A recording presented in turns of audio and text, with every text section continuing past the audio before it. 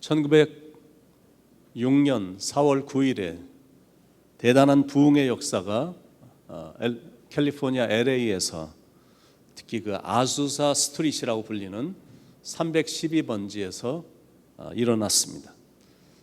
강력한 성령이 임했고 방언을 말하는 역사들이 모임의 자리에 강력하게 일어나면서 그 소문을 듣고 하나님의 임재를 갈망하는 수많은 사람들이 모여들기 시작했는데, 모일 때마다 뜨거운 부흥의 역사가 일어났고 그 열기가 LA 전역을 휩쓸었었습니다.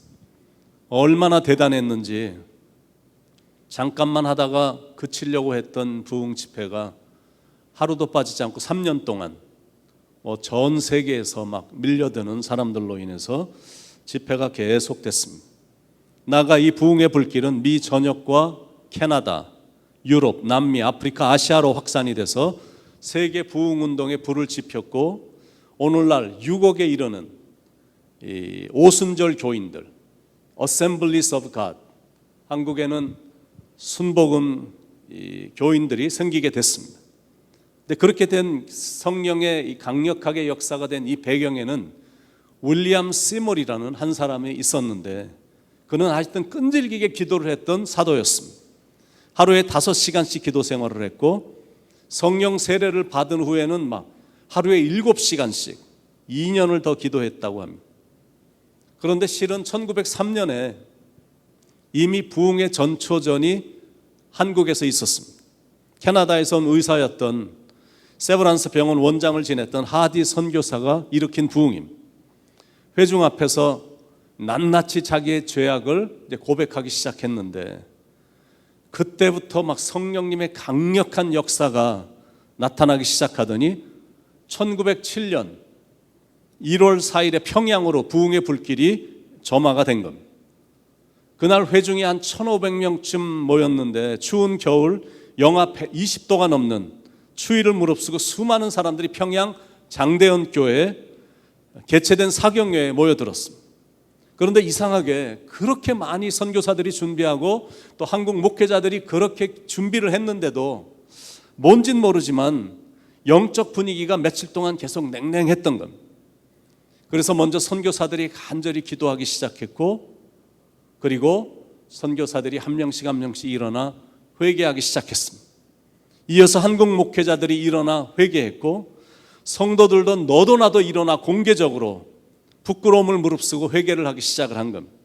그날 밤 예배가 7시에 시작이 됐는데 새벽 2시가 지나도록 어린 아이들로부터 노인에 이르기까지 그곳에 있었던 모든 사람들은 다 자기의 죄를 고백하고 자복하면서 울음바다를 이루었습니다. 땅바닥을 구를 정도로 자신의 죄들을 자복하기 시작했고, 억제할 수 없을 정도로 그들은 울었고 온 회중이 다 울었습니다. 대영적 각성이, The Great Spiritual Awakening이 바로 한국 평양에서 일어난 것.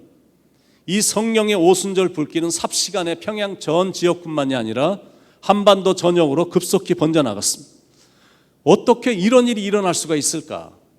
그건 간절한 기도가 뒷받침되어 있었기 때문에.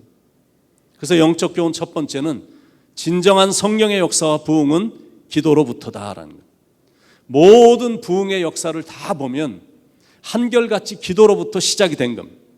현대 부흥의 아버지라고 불리는 찰스 핀리는 이런 말씀을 했는데, 부흥을 가져오는 방법은 너무나 분명하고 단순하므로 그 법칙을 따르는 자는 누구나 원하는 결과를 얻을 수 있다. 이 찰스 핀리가 말한 그 법칙이란 게 뭐냐면 바로 기도입니다. 그리고 나서 인간의 모든 수단과 방법을 총동원하는 것. 어떻게 그렇게 조그만 나라에서, 그것도 100여 년 전에, 지금으로부터 103년 전에, 113년 전에, 그것도 기독교가 그렇게 창궐하지 않았던 그런 시대에 어떻게 그런 대단한 오순절 부흥의 역사가 일어날 수가 있었을까? 그 이유는 계속되는 민족적인 순환의 백성들을 가난하고 애통한 마음으로 성령님이 이렇게 만드신 겁니다. 그러니까 한국 백성들은 앉았다 하면 통곡의 기도가 막 절로 나왔던 겁니다. 하나님은 상한 갈대와 같은 마음을 불쌍히 여기시기 때문에 애통하는 사람들의 마음을 이렇게 만져주신 겁니다. 지금은 그런 마음이 별로 없습니다. 교회는 다니긴 하는데 하나님을 그다지 애타게 찾는 사람들이 그렇게 많지 않습니다. 미지근한 영적 상태가 계속 지속이 되는데도 그 사실에 대해서 슬퍼하거나 회개하거나 이런 일이 없습니다. 이제는 통곡이란 게 없습니다. 그러니까 이 시대는 크리스찬들에게 그런 대부흥이 일어나질 않는 겁니다. 회개를 안 하니까 변화도 없이 변화에 대한 갈망도 없이 이렇게 교회만 설랭설랭 다니고 있으니까 그냥 직분만 갖고 있지 몸은 움직이기 싫어하니까 이제는 부흥이 일어나질 않는 겁니다. 목사로서 심히 제 마음이 아픈 게 뭐냐면 제 자신도 너무 부족한 것도 제가 마음이 아픈 거지만 어떻게 해야 될지를 모르겠다라는 생각이 드는 게 이게 제가 목사로서 마음이 심히 아픈 겁니다. 나름대로 기도도 하고 몸부림은 쳐보는데 이게 바로 세상의 지금 트렌드고 교회 지금 현대 교회의 분위기입니다. 제가 우리 교회가 탄생된 후에 부흥회를 최소한 1년에 2번 정도는 했는데 이걸 앞으로도 계속 해야 될지를 놓고 고민 중입니다.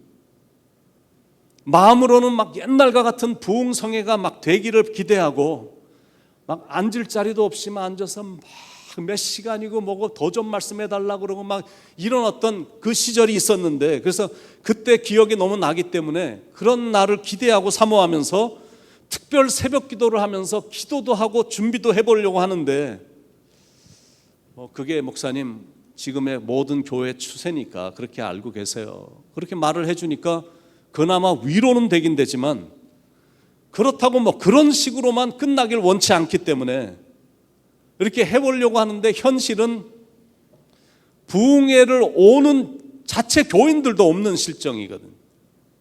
이게 지금 대부분에 갖고 있는 교회들의 이슈입니다.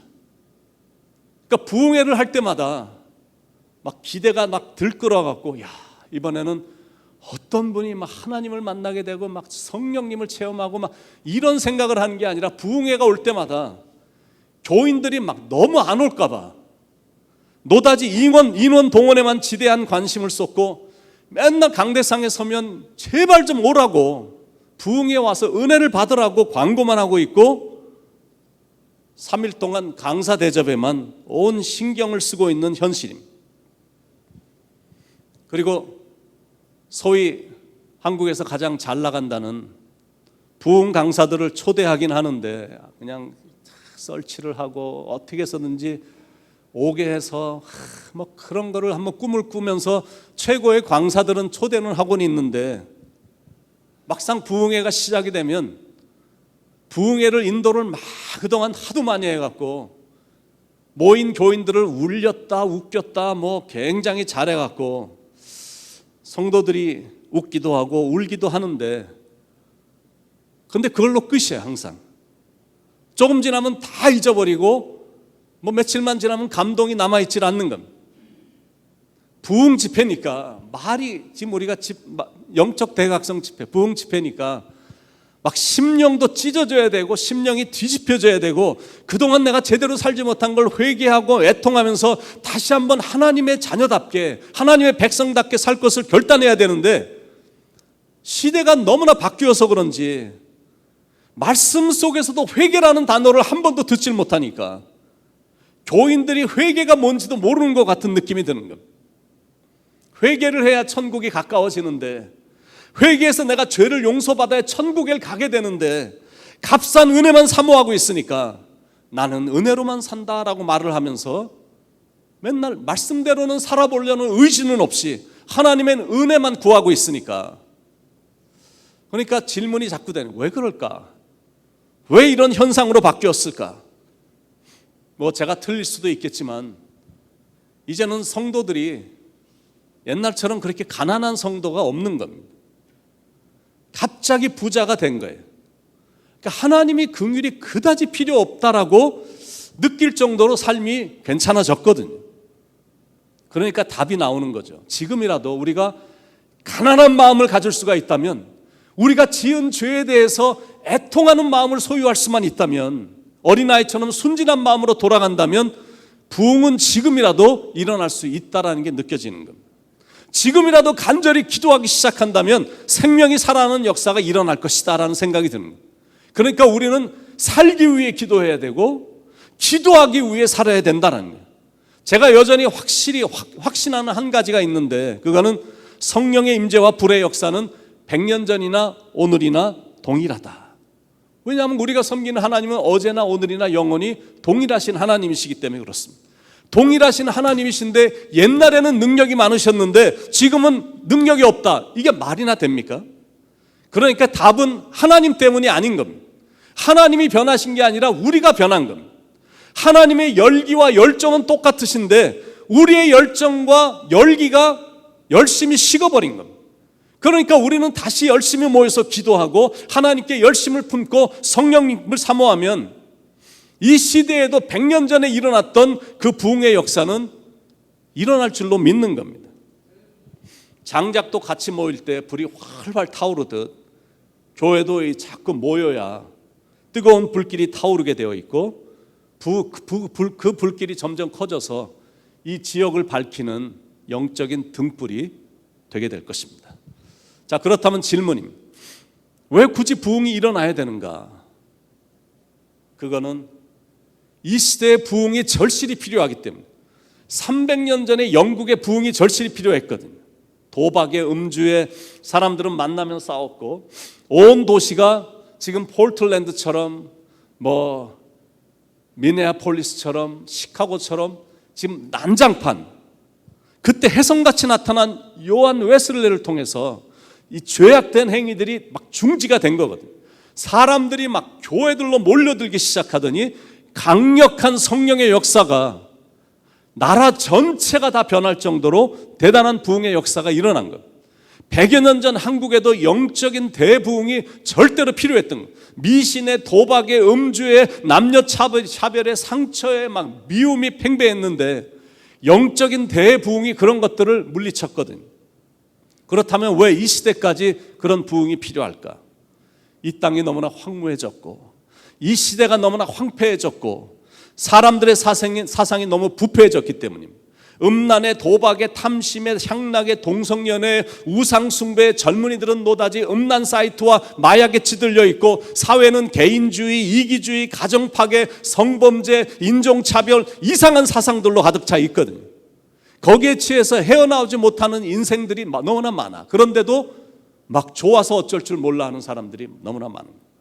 그래서 A.W. 토저가 이런 말을 했습니다. 현대인은 배꼽을 쥐고 낄낄거리며 지옥으로 가고 있다. 참 적절한 표현이고 지적입니다.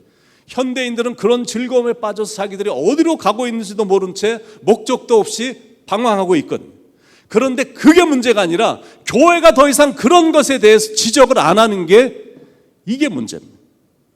대형교회 목회자들이 이럴 때는 좀 나와서 미디어에 좀 나와갖고 말을 좀 해야 되는데 대형교회 목사들은 100% 다 침묵입니다. 그 이유가 뭔지 아시죠? 괜히 나와서 말 한마디 잘못하면 교인들이 지금 우리 목사님이 무슨 말을 할까 지금 기대하면서 지금 신발끈을 지금 풀을까 말까 이렇게 생각하고 있는 상황에 성도들로 가득 차 있는데 말 한마디 잘못하면 교인들이 무더기로 출애굽을 할 판이기 때문에 지금 눈치나 보면서 다 잠잠히 있고 겨우 나와서 말하는 목사들은 소형교회 목사, 몇백 명 모이는 그런 교회 목사들만 할 말을 제대로 하고 있는 분위기입니다.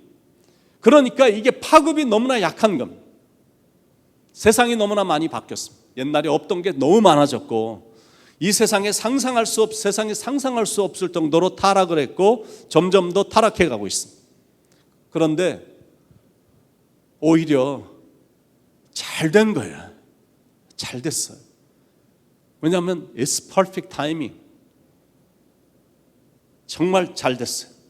더 내려갈 것도 없으니까 우리가 더 내려가서 회개하고 영적인 각성을 사모하며 일어나는 거예요. 그리고 같이 일으키는 겁니다. 제가 지난 주일에 말씀드린 것처럼 이제는 시간도 별로 없어. You never know what's gonna happen next. 이제 앞으로 어떤 일이 일어날지 지금 아무도 모르거든요. 후회스러운 일이 없도록, 내 삶에 그런 비극이 일어나지 않도록 기도해야 된다는 거예요. 구약의 역사를 보면 공통적인 현상이 하나가 있습니다. 계속 그게 반복이 되는 거예요. 그건 하나님의 백성들이 죄를 지어놓고 회개를 안 하면 하나님은 주변의 나라들을 들어 쓰셔서 치신 겁니다. 다 그랬잖아요. 구약의 역사가 그거잖아요. 하나님 앞에 돌아와 회개하면 하나님이 거두시고 긍휼을 베풀어 주시고 축복을 주셨는데, 또다시 우상 숭배를 해놓고 그런 처절한 죄를 짓고도 회개도 안 하고 그게 좋은 줄 알고 날마다 음란하게 그 우상 앞에서 제단을 쌓고 이런 것을 보시면 하나님이 참다 못해서 주변 나라들을 들어서 멸망시키시는 일을 하셨거든요. 하나님은 지금도 비슷한 방법을 사용하십니다. 하나님의 백성들이 죄를 지어놓고도 버젓이 살면서 회개를 안 하면 세상의 언론이나 불신자들을 들어서 믿는 자들을 부끄럽게 하시거든요. 그걸 지금 우리가 여실히 우리의 눈으로 보고 있잖아요. 오늘 본문은 그 유명한 하박국의 기도입니다. 1절에 보면 시기오노스에 맞춘 선지자 하박국의 기도라. 시기오노스란 빠른 리듬과 열정적인 감정을 표현하는 음악입니다. 하박국 선지자가 강한 감정과 긴장감을 가지고 막 기도를 했음이 막 느껴지는 겁니다. 하박국은 남유대 16대 왕 요시야 왕 때부터 제18대 왕은 여호와킴 시대에 걸쳐서 예레미야 선지자와 같이 활동을 했던, 지금으로부터 약 2600년 전에 남유다에서 활동을 했던 선지자입니다. 유다 민족이 바벨론의 침략을 위협을 받고 있을 때 기울어져가는 민족을 가슴에 품고 하나님께 기도했던 선지자입니다. 나라가 외부로는 바벨론의 침략으로 위기에 처해 있었고, 안팎으로는 폭력이 난무하고 겁탈과 강포가 판을 치고 악이 기승을 부리는 영적으로 처참한 그런 상황이었습니다. 정의가 실현되지 않았고 하나님의 말씀조차 전혀 발휘가 되지 않았던 그 어두운 시대에 기울어져가는 민족을 바라보며 하박국 선지자가 하나님께 기도를 한 겁니다. 하박국 선지자가 두 가지를 놓고 기도했는데, 첫째는 부흥을 위해 기도했습니다. 2절 여호와여 주는 주의 일을 이 수년 내에 부흥케 하옵소서. Oh Lord, renew them in our day. 하나님, 지금 위기가 찾아왔는데 하나님, 오히려 이 위기가 부흥을 앞당기는, 부흥의 불씨가 되는 계기가 되게 하옵소서 기도합니다. I think we can apply same prayer to our church. 똑같은 기도를 우리는 우리 교회에 적용시킬 수 있어. 하나님, 우리가 이런 시대에 살고 있지만 우리 교회는 부흥되는 교회가 되기 원합니다. 코로나 바이러스의 위기이긴 한데, 그래서 영적으로 침체하고 지금 굉장히 힘들어하는데, 큰 위기를 당하고 있는데, 그러나 하나님, 이 위험한 시기가 오히려 영적으로는 대부흥을 경험하는 기회가 되게 하옵소서 기도할 수 있거든요. 참 신기한 게 뭐냐면, 부흥이라는 단어가 파워풀한 단어인데 성경에는 오늘 본문에 나오는 이 구절에 딱 한 번밖에 안 나온다라는 사실. 부흥할 때 부자는 무슨 부자냐면 다시 부자고, 흥은 일어날 흥자입니다. 그러니까 쇠퇴했던 것이 다시 일어난다, 다시 새롭게 일어난다, 다시 새로워진다. 그게 이제 부흥이거든요. 영어로도 보면 renew, 다시 새로워진다, revive, 다시 살아난다. 그게 부흥입니다. 그러니까 진정한 부흥은 다시 새로워지는, 쇠퇴했던 것이 다시 좋아지는 것이 부흥이고 회복입니다. 에스겔 골짜기의 마른 뼈 같은 영혼이 막 새롭게 막 생동하는 것처럼, 봄이 되면 죽었던 것 같은 새싹이 다시 솟아나듯 다시 태어나는 경험을 하는 게 이게 부흥입니다. 그런 부흥을 하박국 선지자가 꿈꾼 것입니다. Revival, 부흥, Revitalization, 막 활성화되는 거, Renewal, 갱신되는 거, Rebirth, 새로운 탄생, 라틴어로 말하면 레노바레, 이게 부흥이거든. 그런데 그런 부흥이 쉽게 일어나면 참 좋겠는데, 문제는 부흥이란 게 저절로 일어나지 않는다라는 거. 지금까지 일어났던 대부흥과 변화를 보면 상한 심령, 애통하는 마음, 가슴을 찢으며 회개하는 마음, 부흥에 대한 사모함, 뜨거운 기도 등을 통해서 일어났거든요. 하박국 선지자가 바로 그런 마음으로 그 제목을 놓고 하나님께 간절히 기도. 하나님, 제가 헌신하고 희생하겠사오니 여호와여 주는 주의 일을 이 수년 내에 부응케 하옵소서. 이 수년 내에 나타내시옵소서. 부응을 놓고 기도했고, 두 번째 기도한 거는 긍휼을 위한 기도였습니다. 2절 마지막 부분, 주 여호와여 진노 중에라도 긍휼을 잊지 마옵소서. In wrath remember mercy. 하박국 선지자는 하나님의 긍휼을 구하며 기도한 거예요. 혹시 우리가 잘못을 했기 때문에 하나님이 진노를 계획하셨다면 그 진노는 돌이킬 수 없을지라도 진노 중에라도 긍휼만은 잊지 말아달라고 호소가 담긴 기도를 드린 겁니다. 여러분, 하나님께 긍휼을 구하는 기도는 진짜 좋은 기도거든요. 하나님 불쌍히 여겨 주옵소서. 저는 그 기도를 말씀드린 것처럼 저는 매일 기도해요. 하나님, 제가 너무 부족하니까, 제 힘으로는 안 되는 것 투성이니까 하나님 불쌍히 여겨달라고 기도하거든요. 누가복음 18장에 나오는 세리의 기도도 그런 기도였잖아요.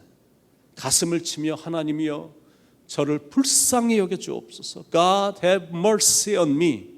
불쌍히 여겨달라고. 왜냐하면 그런 기도를 하나님은 반드시 들으시기 때문에.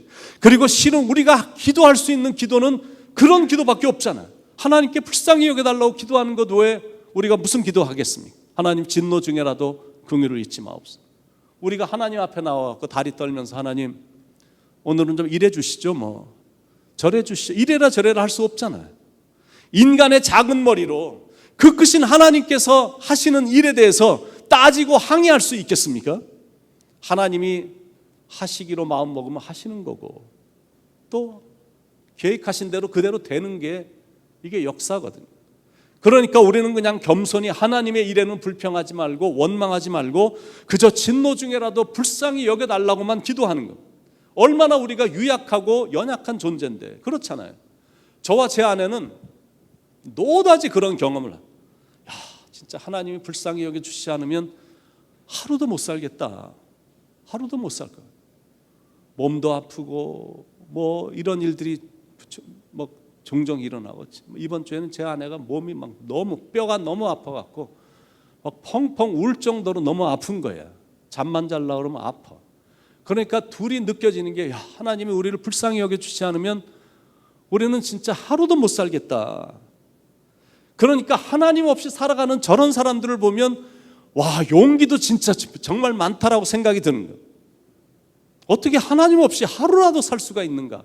어떻게 저 사람들은 예배를 안 드리고 하루를 살 수 있을까? 이게 나는 너무나 신기한 거예요. 몸도 그렇고 정신력도 그렇고 사람이란 존재가 얼마나 유약한데 언제든지 순간적으로 쓰러질 수 있는 존재가 인간이거든요. 이번 주에도 신문을 보니까 올해 몸이 멀쩡했던 부부였는데 버스를 타고 막 내리려고 하는데 어떤 사람이 내리면서 자기 얼굴에다가, 부인 얼굴에다가 하고 기침을 한 거예요. 그리고는 간 거예요.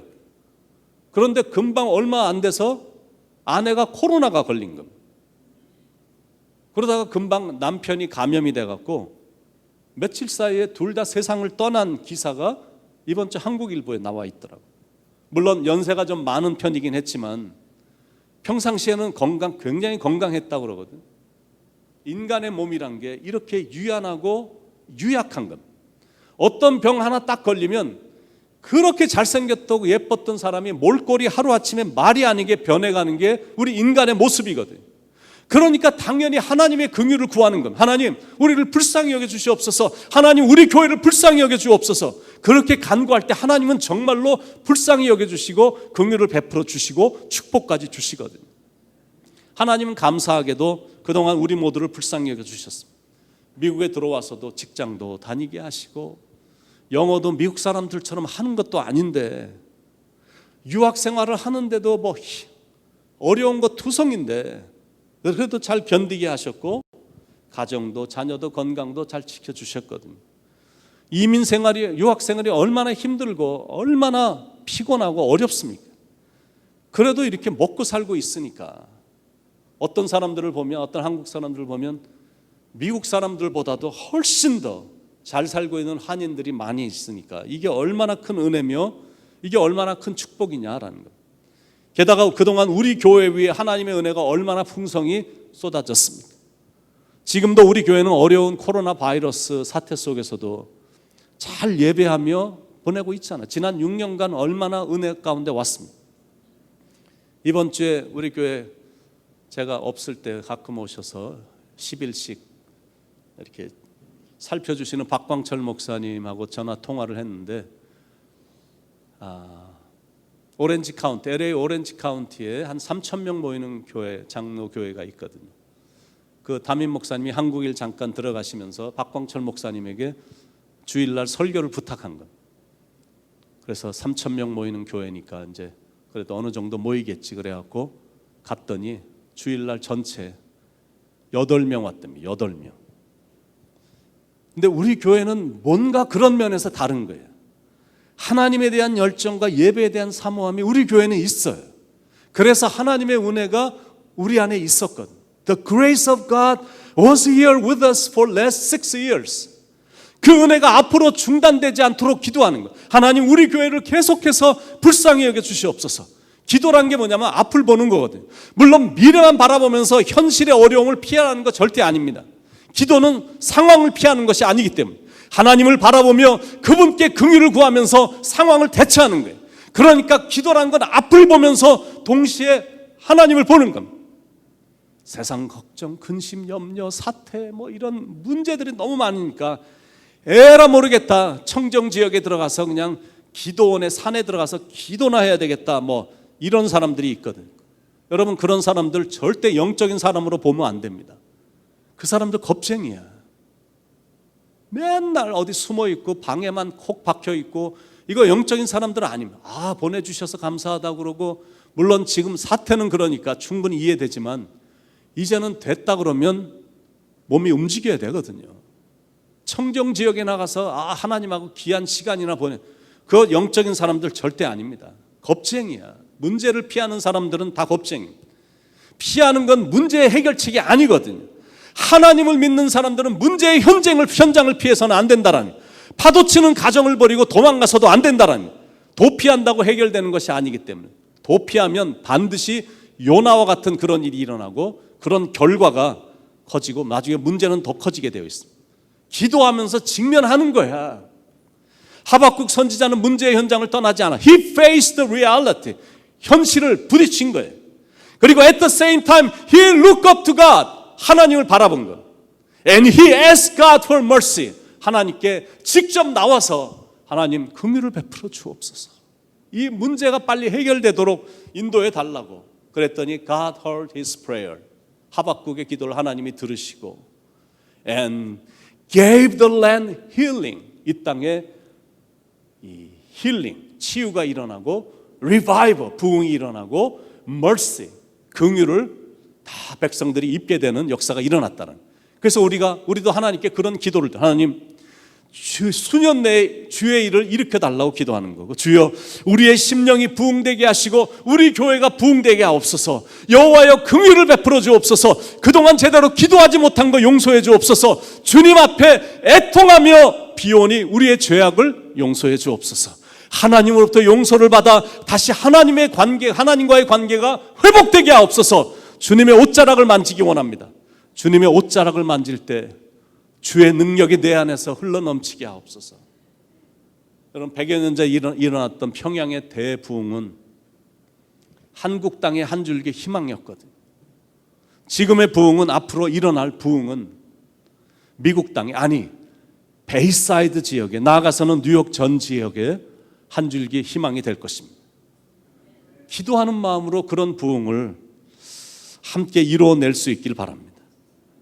그 일을 감당하고 이루어내는 주역이 저와 여러분이 될 수 있기를 예수님의 이름으로 간절히 축원을 드립니다.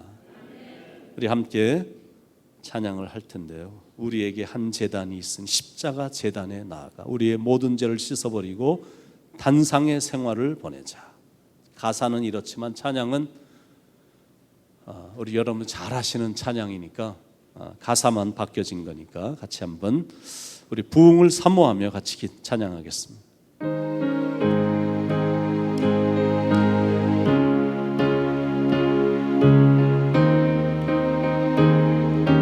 우리에게 한 제단이 있으니 우리에게 한 제단이 있으니 십자가 제단에 나아가